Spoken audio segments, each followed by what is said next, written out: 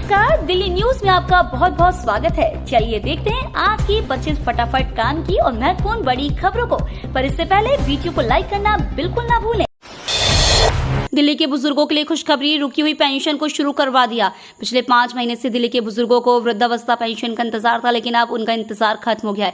राजधानी के 1 लाख बुजुर्गों की वृद्धावस्था पेंशन जाना शुरू हो गई है। दिल्ली सरकार में मंत्री आतिशी ने कहा है कि बुजुर्गों के खाते में पेंशन भेजी जा रही है। उन्होंने सोशल मीडिया पर पोस्ट में यह बात लिखी है। आतिशी ने लिखा, पिछले 5 महीनों से बीजेपी की केंद्र सरकार ने दिल्ली के 1 लाख बुजुर्गों की वृद्धावस्था पेंशन रोकी हुई थी। बुजुर्ग बहुत परेशान थे। अब मुझे यह बताते हुए खुशी हो रही है कि सीएम केजरीवाल सरकार ने लड़ कर बुजुर्गों की रुकी हुई पेंशन को शुरू करवा दिया है।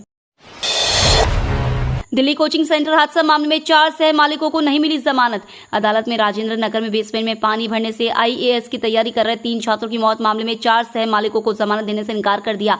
राउचीवनी कोर्ट की प्रधान एवं जिला एवं सेशन जज अंजू बजाज चांदा ने परविंदर सिंह, हरविंदर सिंह, सरबजीत सिंह और तजिंदर सिंह को जमानत देने से इनकार कर दिया है। हाल ही में ट्रायल कोर्ट ने इस मामले में एसयूवी ड्राइवर और पेशे से व्यवसायी मनोज कथुरिया को जमानत दी थी।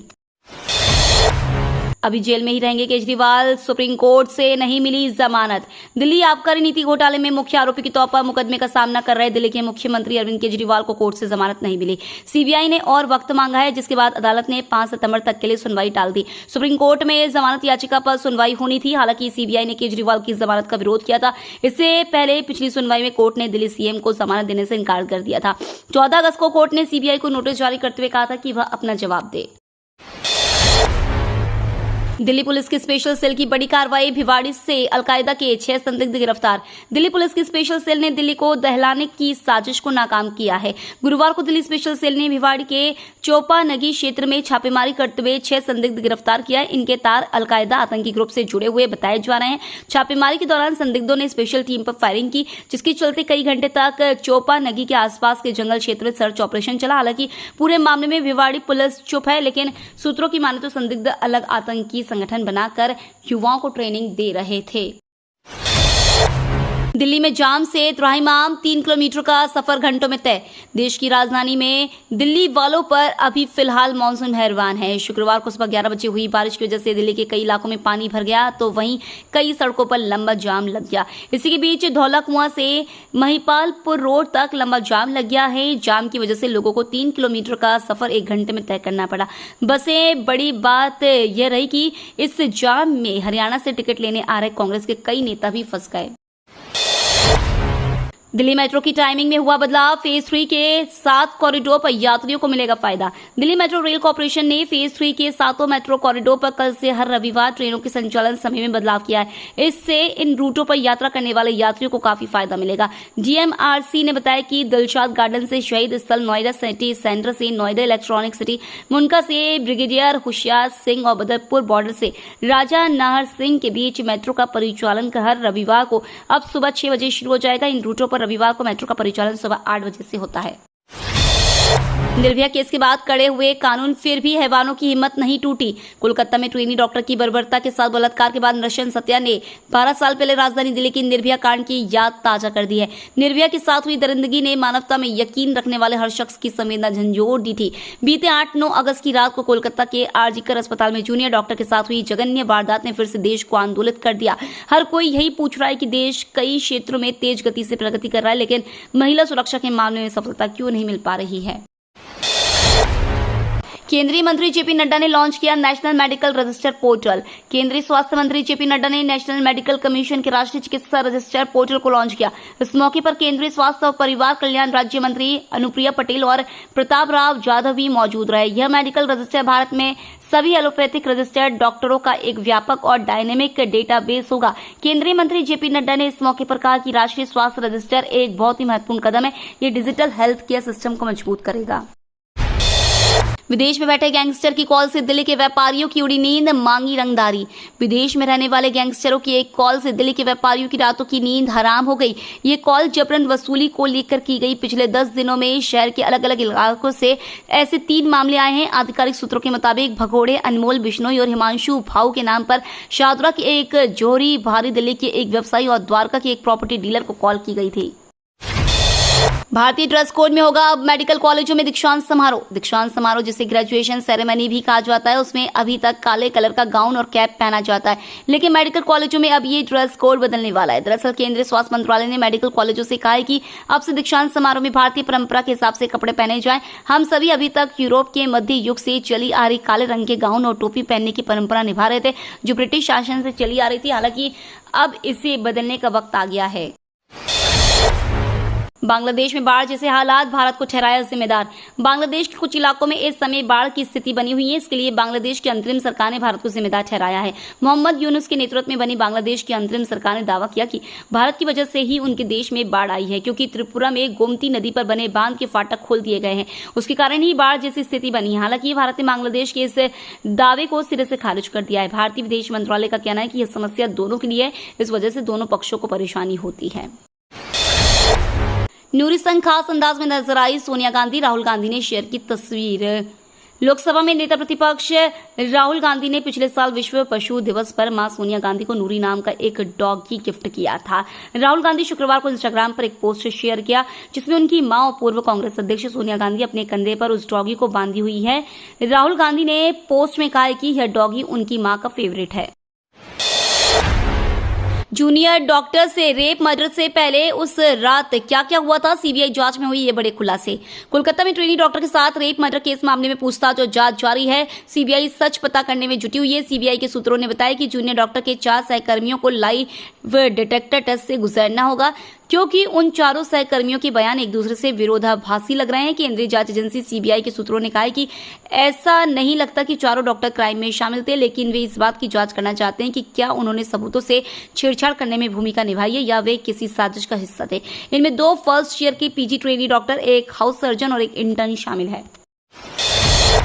भारतीय सेना का यूएवी पहुंचा पीओके, भारत ने लौटाने के लिए कहा। भारतीय सेना का एक टेक्निकल यूएवी पाकिस्तान अधिकृत कश्मीर में चला गया और पाकिस्तानी सेना ने उसे रिकवर कर लिया है, जिसके बाद भारतीय सेना ने हॉटलाइन पर पाकिस्तानी सेना को मैसेज भेजा और यूएवी को वापस करने को कहा है। भारतीय सेना ने बताया कि शुक्रवार सुबह 9:25 पर एक मिनी यूएवी जो भारत के क्षेत्र में ही था, उसमें कोई टेक्निकल खराबी आ गई। वो जम्मू कश्मीर के राजौरी सेक्टर में बिम्बर गली एरिया के सामने पीओके के नकियाल सेक्टर में चला गया। पीएम मोदी ने जेलेंस्की को दिया आश्वासन, बोले भारत कभी तटस्थ नहीं रहा। प्रधानमंत्री नरेंद्र मोदी और जेलेंस्की के बीच देर रात चली वार्ता के बीच दोनों देशों की ओर से संयुक्त बयान जारी किया गया है। इसमें कहा गया है कि प्रधानमंत्री नरेंद्र मोदी ने यूक्रेन के राष्ट्रपति व्लादिमीर जेलेंस्की के निमंत्रण पर 23 अगस्त 2024 को यूक्रेन की यात्रा की। प्रधानमंत्री मोदी और राष्ट्रपति जेलेंस्की ने संयुक्त राष्ट्र चार्टर के तहत राज्यों की संप्रभुता और क्षेत्रीय अखंडता के सम्मान जैसे अंतर्राष्ट्रीय कानूनों के सिद्धांतों को बनाए रखने में आगे सहयोग के लिए अपनी तत्परता को दोहराया। वे इस संबंध में करीबी द्विपक्षीय बातचीत की वांछनीयता पर भी सहमत हुए। वहीं पीएम मोदी ने इस दौरान कहा कि भारत कभी तटस्थ नहीं रहा, बल्कि हम हमेशा शांति के पक्ष में रहे। दिल्ली में होने वाली है भारी बारिश, मौसम विभाग ने 3 दिनों के लिए जारी किया येलो अलर्ट। दिल्ली में भारी बारिश का सिलसिला जारी है। दिल्ली के कई इलाकों में ऐसी बारिश हुई है कि कई सड़कें जलमग्न हो गई हैं। इसके चलते कई इलाकों में भारी जाम की स्थिति भी पैदा हो गई है। मौसम विभाग के पूर्वानुमान में 29 अगस्त तक का मौसम का हाल बताया गया है। इस पूर्वानुमान के मुताबिक आने वाले दिनों में भारी बारिश का सिलसिला जारी रह सकता है। पीएम मोदी आज कर्मचारी संगठनों से करेंगे मुलाकात, ओपीएस एनपीएस समेत कई मुद्दों पर होगी बात। प्रधानमंत्री नरेंद्र मोदी 10 साल में पहली बार कर्मचारी नेताओं से मुलाकात करने वाले हैं। इस संबंध में कर्मचारी नेताओं को आज पीएम आवास पर पहुंचने के लिए कहा गया है। कर्मचारी यूनियन नेताओं का कहना है कि मीटिंग के दौरान पीएम मोदी के सामने 8वें वेतन आयोग और ओल्ड पेंशन स्कीम का मुद्दा उठाया जाएगा। इसके अलावा अन्य मुद्दों पर भी चर्चा की जाएगी। आरक्षण के बहाने अमित शाह ने पूछे राहुल गांधी से 10 प्रश्न, एक तो पाकिस्तान को लेकर।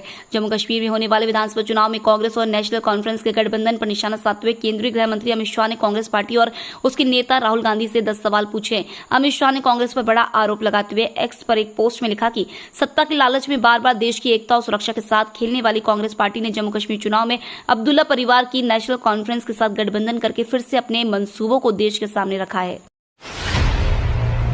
कीव में पीएम नरेंद्र मोदी और राष्ट्रपति जेलेंस्की के बीच हुई मुलाकात। रूस और यूक्रेन में 2.5 साल से जारी जंग के बीच प्रधानमंत्री नरेंद्र मोदी शुक्रवार को यूक्रेन पहुंचे। यहां राष्ट्रपति वोलोदिमीर जेलेंस्की के साथ बैठक में मोदी ने कहा, भारत हमेशा से शांति के पक्ष में रहा है। मैं कुछ दिन पहले रूस के राष्ट्रपति पुतिन से मिला था, तब मैंने मीडिया के सामने उनकी आंख से आंख मिलाकर कहा था कि यह युद्ध का समय नहीं है। उन्होंने जेलेंस्की को भारत आने का न्योता दिया। गुजरात विधानसभा से जिग्नेश मेवाड़ी को किया गया निष्कासित, बुलाने पड़े मार्शल। गुजरात विधानसभा के मानसून सत्र के आखिरी दिन शुक्रवार को एक चर्चा के दौरान हंगामा करने और आसन के समक्ष पहुंचने को लेकर कांग्रेस विधायक जिग्नेश मेवाड़ी को अध्यक्ष शंकर चौधरी के निर्देश पर सदन से निष्कासित कर दिया गया। विधानसभा अध्यक्ष द्वारा मेवाड़ी को निष्कासित करने का आदेश दिए जाने के बाद मार्शल ने उन्हें बिना किसी बल प्रयोग के सदन से बाहर कर दिया। गुजरात पुलिस द्वारा मादक पदार्थों की जब्ती पर एक चर्चा के दौरान मेवाड़ी खड़े हुए और सत्ता पक्ष पर चिल्लाने लगे और भाजपा सरकार को बलात्कार जैसे अन्य ज्वलंत मुद्दों पर चर्चा की चुनौती दी।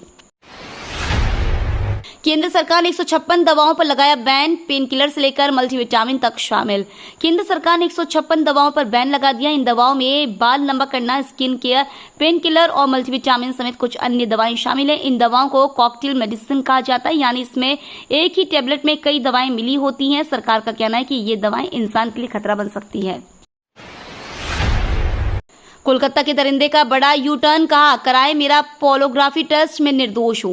कोलकाता रेप मर्डर केस का मुख्य आरोपी संजय रॉय ने यू टर्न ले लिया है। उसकी वकील कविता सरकार ने कहा है कि वो चाहता है कि उसका पोलोग्राफी टेस्ट किया जाए ताकि सच्चाई सामने आ सके। उसका कहना है कि वह पूरी तरह निर्दोष है। वो इस मामले में सीबीआई को पूरा सहयोग देने के लिए भी तैयार है।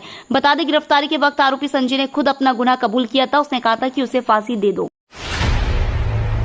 चीन ने लॉन्च की नई सबमरीन, सबसे बड़ा खतरा अमेरिका भारत को। चीन ने चुपके से अब तक की सबसे एडवांस पनडुब्बी को लॉन्च कर दिया। यह पनडुब्बी वर्टिकल लॉन्च सिस्टम से लैस है, जो गैर परमाणु पनडुब्बियों में बहुत कम होता है। इसके अलावा यह स्टील तकनीक से भी लैस है। ऐसे में पानी के नीचे इसे किसी भी रडार या सोनार की मदद से डिटेक्ट कर पाना काफी मुश्किल होगा। बता दें, चीन लगातार समंदर के अंदर अपनी ताकत बढ़ा रहा है, जिसका खतरा अमेरिका और भारत को सबसे ज्यादा है। जब तक पीएम मोदी यूक्रेन में है, नहीं होगा कोई हमला, रूसी राष्ट्रपति पुतिन का बड़ा ऐलान। प्रधानमंत्री नरेंद्र मोदी 2 दिन की पोलैंड यात्रा के बाद शुक्रवार को यूक्रेन पहुंच गए। उन्होंने यूक्रेन के राष्ट्रपति वोलोदिमीर जेलेंस्की से मुलाकात की। इससे जुड़ा एक वीडियो भी सामने आया है, जिसमें दोनों नेता एक दूसरे से हाथ मिलाने के बाद गले मिलते नजर आ रहे हैं। इस बीच रूस के राष्ट्रपति व्लादिमीर पुतिन ने युद्ध को लेकर बड़ा ऐलान किया। राष्ट्रपति ने कहा कि जब तक भारत के प्रधानमंत्री नरेंद्र मोदी यूक्रेन में है, तब तक वहां कोई हमला नहीं होगा। दिल्ली में भी एमपॉक्स का अलर्ट, कैसे निपटेगी सरकार, सब कुछ बताया। एमपॉक्स को लेकर दुनिया भर में सतर्कता बढ़ती जा रही है। इसको लेकर दिल्ली में भी सरकार अलर्ट पर है। दिल्ली के स्वास्थ्य मंत्री सौरभ भारद्वाज ने शुक्रवार को कहा कि दिल्ली सरकार राजधानी में एमपॉक्स की स्थिति को लेकर कड़ी सतर्कता बरतने के साथ घटनाक्रम पर बारीकी से नजर बनाए हुए है। उन्होंने कहा कि दिल्ली सरकार केंद्र और दूसरी राज्य सरकारों द्वारा उठाए गए कदमों को ध्यान से देख रही है। ये तो थी आज की बड़ी खबरें। रोजाना ऐसी ही सबसे पहले अपडेट पाने के लिए चैनल को सब्सक्राइब करना बिल्कुल ना भूलें। धन्यवाद।